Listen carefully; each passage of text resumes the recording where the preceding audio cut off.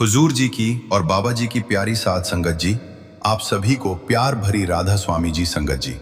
Video को शुरू करने से पहले एक विनती है, हमारे चैनल को जरूर सब्सक्राइब कर लीजिए और वीडियो को लाइक करना मत भूलिए। कमेंट और में राधा स्वामी जी जरूर लिख दीजिए और अपने शहर का नाम जरूर लिखें। संगत जी, आज का ये संदेश उन संगत के लिए है जो कभी सेवा के लिए मना नहीं करते जी और अपने दुनियावी कामों को करते हुए सेवा भी निभा लेते हैं। संगत जी, अगर आपने इस संदेश को मन लगाकर अंत तक सुन लिया तो यकीन मानिए, आप दुनिया के काम भले कभी टाल दे, खाना पीना या थोड़ा आराम भी छोड़ दे, लेकिन सत्संग और सेवा से कभी दूरी नहीं बनाएंगे जी। संगत जी, ये घटना इतनी प्रेरणादायक है कि आपके भीतर नई ऊर्जा, नई लगन और नई श्रद्धा जगा देगी। आपका दृष्टिकोण बदल जाएगा और शायद जीवन की दिशा भी बदल जाएगी। हाथ जोड़कर आपसे विनती है जी कि इसे अंत तक जरूर सुनिए जी। संगत जी, ये बात उस समय की है जब बाबा जी ने गद्दी संभाली ही थी। शुरुआत के दिनों में जब उन्होंने अलग अलग स्थानों पर सत्संग फरमाने शुरू किए तो वो संगत पर बड़ी बारीकी से ध्यान दिया करते थे जी। इन्हीं सत्संगों के दौरान बाबा जी की नजर बार बार एक बुजुर्ग सज्जन पर पड़ती थी। अब वो बुजुर्ग अंकल जी हर सत्संग में सबसे आगे की पंक्ति में बड़ी श्रद्धा और एकाग्रता के साथ बैठे दिखाई देते थे जी। चाहे सत्संग देश के किसी भी शहर, किसी भी कोने में हो, उनकी उपस्थिति वहां निश्चित ही होती थी। मानो उनके लिए दूरी, मौसम या परिस्थिति का कोई अर्थ ही न हो। जहां भी सत्संग, वहां वे अवश्य। सिर्फ सत्संग में ही नहीं, जब भी बाबा जी सेवादारों को दर्शन देने के लिए आते, तब भी वहीं बुजुर्ग हमेशा सेवा करने वालों की कतार में विनम्रता से बैठे मिलते जी। संगत जी, उनके चेहरे पर संतोष, आंखों में श्रद्धा और मन में अपार प्रेम झलकता था जी। बाबा जी ने उन्हें कई शहरों में अलग अलग सत्संगों में देखा था। एक दिन सत्संग समाप्त होने के बाद बाबा जी ने अपनी एक सेवादार को इशारे से बुलाया और धीमे स्वर में कहा कि उन बुजुर्ग को अंदर कोठी में लेकर आओ। अब संगत जी, सत्संग के पश्चात जब बाबा जी मंच से उतरकर अपनी कोठी में पहुंचे तो जिस सेवादार को यह जिम्मेदारी दी गई थी वो तुरंत उस बुजुर्ग के पास गया जी। और वो सेवादार आदर से कहने लगा कि बाबा जी आपको बुला रहे हैं। अब जी यह सुनते ही बुजुर्ग जी के चेहरे पर अपार खुशी छा गई, जैसे मानो वर्षों की साधना का कोई मीठा फल मिल गया हो। वह नम्रता से उठे और सेवादार के साथ बाबा जी की कोठी में पहुंच गए। जब उन्हें बाबा जी के इतने स्नेह से दर्शन करने का अवसर मिला तो उनकी आंखें भर आईं। वो भीतर से धन्य महसूस कर रहे थे, जैसे जीवन सफल हो गया हो। बाबा जी ने बड़े स्नेह से उनसे पूछा, मैंने देखा है कि आप हर सत्संग में सबसे आगे बैठते हो। साल भर में जहां जहां भी सत्संग होता है, आप वहां मौजूद रहते हैं। सत्संग से पहले और बाद की सेवा में भी आपकी उपस्थिति रहती है। क्या आपके घर वाले आपको बार बार आने से रोकते नहीं हैं? क्या उन्हें कोई आपत्ति नहीं होती? संगत जी, बुजुर्ग ने विनम्रता से सिर झुकाया और बड़ी ही सरलता से उत्तर दिया, जी। कहने लगा, बाबा जी, मेरे घर में मेरी पत्नी है।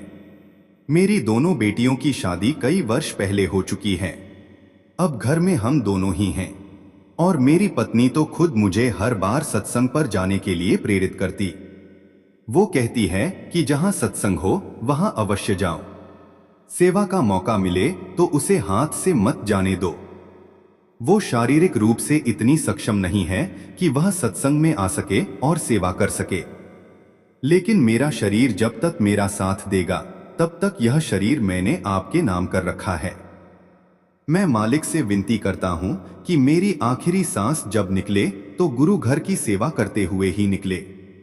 अब बाबा जी तो सब जान ही जाने हैं कि बुजुर्ग को सत्संग और सेवा से इतना लगाव किस लिए हुआ। फिर बाबा जी ने बुजुर्ग जी के मुंह से ही सुनने के लिए उससे सवाल किया। बाबा जी कहने लगे कि आपको सेवा और सत्संग से इतना लगाव हुआ कैसे? तो बुजुर्ग ने बाबा जी को पूरी बात बताई जी। बुजुर्ग ने बताया कि बाबा जी, जब मैं पहले बहुत बुरे कर्म करता था, मैं मांस और शराब का रोज सेवन करता था। मालिक की तरफ मेरा कोई ध्यान नहीं था। जब मेरी उम्र 60 साल की हुई तो एक बार मुझे शरीर में दिक्कत हुई और जब मैंने डॉक्टर से चेकअप करवाया तो मेरे पेट में एक रसोली बन गई थी। अब मेरे पेट में बहुत तेज दर्द रहने लगा था, जिसका ऑपरेशन करवाना बड़ा ही जरूरी था। डॉक्टर ने कहा था कि अगर ऑपरेशन ना हुआ तो रसोली अंदर फट सकती है और आपकी जान भी जा सकती। डॉक्टर ने मुझे कहा कि आप घर वालों से अगर 2 दिन बाद की डेट मिल जाए तो तू भी मेरे साथ डेली चल। उसकी बात सुनकर मैंने उसी दिन डॉक्टर से संपर्क किया। दिल में हल्की सी उम्मीद थी पर साथ में डर भी। लेकिन बाबा जी आपकी ऐसी असीम कृपा हुई, ऐसी असीम कृपा हुई कि डॉक्टर ने मुझे 3 दिन बाद की तारीख दे दी। आज जब पीछे मुड़कर देखता हूं तो समझ आता है कि वो 3 दिन डॉक्टर ने नहीं दिए थे, वो 3 दिन तो आपने दिए थे, क्योंकि उन तीनों दिनों में मेरे जीवन में जो होने वाला था वो किसी साधारण घटना से कम नहीं था। वो तो एक बहुत बड़ा चमत्कार था। मैंने तुरंत अपने दोस्त को बताया कि ऑपरेशन 3 दिन बाद तय हुआ है। वो मुस्कुराकर कहने लगा, तो फिर देर किस बात की, अपना बैग पैक कर और मेरे साथ चल। मैं उस समय कोई सत्संगी नहीं था बाबा जी। मेरी दिनचर्या बिल्कुल अलग थी। रोज शराब पीना, मांस खाना, यही सब चलता रहता था। मैंने उससे झिझकते हुए कहा कि भाई मैं डेरे जाने के योग्य नहीं हूं, तू तो जानता है मैं कैसे जिंदगी जीता हूं। अब उसने बड़े प्रेम से समझाया मुझे। उसने कहा, अगर आज पहली बार तुझे डेरे जाने का अवसर मिला है ना तो ज्यादा मत सोच, बस चल पड़। वहां जाने से कोई छोटा बड़ा नहीं होता, बल्कि बदल जाता है। अब उसकी बातों में मुझे सच्चाई दिखी थी बाबा जी। उसके बार बार कहने पर आखिरकार मैं उसके साथ चल पड़ा। वो मेरे जीवन का पहला अवसर था जब मैंने डेरे की चौखट पर कदम रखा, और शायद वही पल था जिसने मेरी दिशा बदल दी बाबा जी, क्योंकि उसके बाद मैं जैसे डेरे का ही होकर रह गया। मैंने पहली बार आपका सत्संग सुना, शब्द सीधे दिल में उतरते चले गए। जब मैंने अपने दोस्त को सेवा करते देखा तो मेरे भीतर भी कुछ जागा। मैंने भी थोड़ी देर के लिए सेवा में हाथ बटा दिया। उस छोटी सी सेवा ने मेरे मन में अजीब सी शांति भर दी। 2 दिन बाद हम दोनों वापस घर लौट आए। बाबा जी तीसरे दिन तय समय पर मैं अपने दोस्त और अपनी पत्नी के साथ अस्पताल पहुंचा। उस दिन मेरा बड़ा ऑपरेशन होना था। दिल में घबराहट थी, मन तरह तरह के विचारों से भरा हुआ था। ऑपरेशन से पहले डॉक्टरों ने फिर से मेरी पूरी जांच की। उन्होंने कहा कि दोबारा स्कैन कराना पड़ेगा। मुझे एक लैब में भेजा गया। कुछ समय बाद लैब वालों ने रिपोर्ट मेरे हाथ में थमा दी। बाबा जी, मैंने वो रिपोर्ट डॉक्टर को जाकर दिखा दी। अब रिपोर्ट देखते ही डॉक्टर का चेहरा बदल गया। बाबा जी, उन्होंने आश्चर्य से मेरी ओर देखा और कहा कि आप हमसे मजाक तो नहीं कर रहे हो। मैं हक्का बक्का रह गया। मुझे समझ ही नहीं आया कि वो ऐसा कह क्यों रहे हैं। डॉक्टर फिर बोले, अगर आपने पहले कहीं और से ऑपरेशन करवा लिया है तो फिर दोबारा यहां ऑपरेशन करवाने क्यों आए हो। बाबा जी, उनकी बात सुनकर मेरे पैरों तले जमीन खिसक गई। जी, क्योंकि मैं जानता था मैंने कहीं कोई ऑपरेशन नहीं करवाया, और वहीं से शुरू हुआ वो चमत्कार जिसकी कल्पना मैंने कभी नहीं की थी। डॉक्टर की बात सुनकर मैं बिल्कुल हैरान रह गया। मैं शॉक में था। मुझे लगा शायद मैंने कुछ गलत सुन लिया। मैंने तुरंत डॉक्टर से कहा, आप कैसी बात कर रहे हो, मैंने कोई ऑपरेशन नहीं करवाया। डॉक्टर ने बिना कुछ बोले मुझे अपने कंप्यूटर के पास बुलाया और स्कैन की रिपोर्ट स्क्रीन पर खोलकर दिखाने लगी। अब बाबा जी, उन्होंने स्क्रीन की ओर इशारा करते हुए कहा कि देखिए, 3 दिन पहले आपके पेट में जो बड़ी रसोली थी वो अब बिल्कुल भी दिखाई नहीं दे रही। वो पूरी तरह से गायब है। इसका सीधा मतलब यही है ना कि वो निकाली जा चुकी है। बाबा जी, मेरे होश उड़ गए।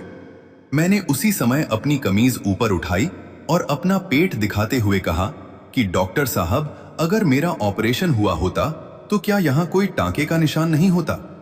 जरा ध्यान से देखिए आप, क्या आपको कोई चीरा दिखाई दे रहा है। डॉक्टर ने बड़ी गंभीरता से देखा। उनके चेहरे के भाव ही बदल गए। आंखें मानो फैल सी गई हों। उन्हें समझ ही नहीं आ रहा था कि यह कैसे संभव है, यह हुआ तो हुआ कैसे। उन्हें शक हुआ कि शायद लैब से रिपोर्ट बदल गई हो। उन्होंने तुरंत लैब में फोन किया। उधर से जवाब आया कि रिपोर्ट बिल्कुल सही है, किसी भी प्रकार की कोई गलती नहीं हुई है। अब डॉक्टर की उलझन और बढ़ गई। उन्हें विश्वास ही नहीं हो रहा था कि सिर्फ 3 दिनों में इतनी बड़ी रसोली अपने आप कैसे समाप्त हो सकती। उन्होंने मुझे उसी समय दूसरी लैब में भेज दिया। दूसरी लैब से जब नई रिपोर्ट आई तो उसमें भी वही बात थी कि रसोली का नामो निशान ही नहीं था। अब तो डॉक्टर भी हैरान थे और मैं भी। मेरा सर घूमने लगा। ये आखिर हो क्या रहा है मेरे साथ? बाहर प्रतीक्षा कक्ष में मेरा दोस्त, मेरी पत्नी बैठी थी। जब उन्हें यह सब पता चला तो वे भी आश्चर्यचकित रह गए, आश्चर्य में डूब गए। किसी के पास इतना कहकर बुजुर्ग बाबा जी से आगे कहने लगा कि बाबा जी, अब आप ही बताइए, अगर एक दिन की सेवा और एक सत्संग सुनने से आपने मेरी इतनी बड़ी बीमारी मिटा दी, तो यदि मैं जीवन भर सत्संग और सेवा से जुड़ा रहूं तो मेरा तो पूरा जीवन ही बदल जाएगा। बुजुर्ग की सारी बात ध्यान से सुनने के बाद बाबा जी मुस्कुराए और बड़े ही सहज भाव से फरमाने लगे कि बेटा, जब मालिक अपनी रजा में आता है तो बड़े से बड़ा दुख पल भर में दूर कर देता, पर हमें उससे कुछ मांगने की आदत नहीं डालनी चाहिए। हमारा काम केवल विश्वास रखना है, विश्वास करना है, एक और सच्चा विश्वास। फिर बाबा जी ने आगे समझाया कि सत्संग में आना और बाहरी सेवा करना बहुत अच्छी बात है। यह आत्मा को नम्र बनाती है, लेकिन जो असली सेवा हमें सौंपी गई है वो है भजन और सिमरन की सेवा, नाम की कमाई। उसके लिए हर हाल में समय निकालना जरूरी है। अगर इस जीवन मुक्ति का रास्ता पाना है तो भीतर की उस सेवा को प्राथमिकता देनी ही होगी। इतना कहकर बाबा जी ने उनकी ओर प्रेम से देखा। बुजुर्ग की आंखें नम थी जी। उन्होंने श्रद्धा से राधा स्वामी कहा, चरणों में माथा टेका और शांत मन से वहां से लौट आए। जी संगत जी, मैं यह घटना आपको इसीलिए नहीं सुना रही हूं कि आप किसी लाभ या चमत्कार की आशा में सत्संग और सेवा की ओर बढ़े। जी, मालिक की रजा कब किस पर कैसे हो जाए यह किसी को नहीं पता जी। हमें तो बस बिना किसी स्वार्थ के निष्काम भाव से सेवा करनी है। मन में जरा सी भी चाह रखकर ना तो सत्संग में जाना है और ना ही सेवा करनी है, क्योंकि जब हम बदले में कुछ पाने की भावना से जाते हैं ना तो वह सच्ची सेवा नहीं रह जाती। बस इतना याद रखिए, मालिक हमारी एक सच्ची सेवा के बदले हमें वो भी दे सकता है जिसकी हमने कभी कल्पना तक नहीं की हो। जी, इसीलिए संगत जी, सेवा करें लेकिन केवल प्रेम से। सत्संग में जाएं लेकिन केवल आत्मिक प्रयास के साथ। कई लोग कहते हैं कि सत्संग में हर सप्ताह वही बातें दोहराई जाती हैं संगत जी, लेकिन ऐसा इसीलिए होता है जी क्योंकि जब एक ही सत्य बार बार हमारे मन में डाला जाए तो वह धीरे धीरे हमारे व्यवहार का हिस्सा बन जाता है। जी, जैसे कोई बच्चा परीक्षा की तैयारी करता है तो वो एक ही पाठ को कई कई बार पढ़ता है, कई कई बार लर्न करता है। क्यों करता है? क्योंकि बार बार दोहराने से वो बात उसके दिमाग में बैठ जाती है। जी, और परीक्षा के समय उसे याद करने में कठिनाई नहीं होती। जी, उसी प्रकार जैसे शरीर को जीवित रहने के लिए हर रोज भोजन की आवश्यकता होती है, वैसे ही आत्मा को जागृत रखने और परमार्थ में आगे बढ़ने के लिए रोज सत्संग की जरूरत होती है। इसीलिए संगत जी, सत्संग पर जाना कभी मत छोड़िए जी, और सेवा का अवसर मिले तो उसे हाथ से जाने मत दीजिए जी। इसी भाव के साथ मैं आपसे विदा लेती हूं जी। राधा स्वामी जी।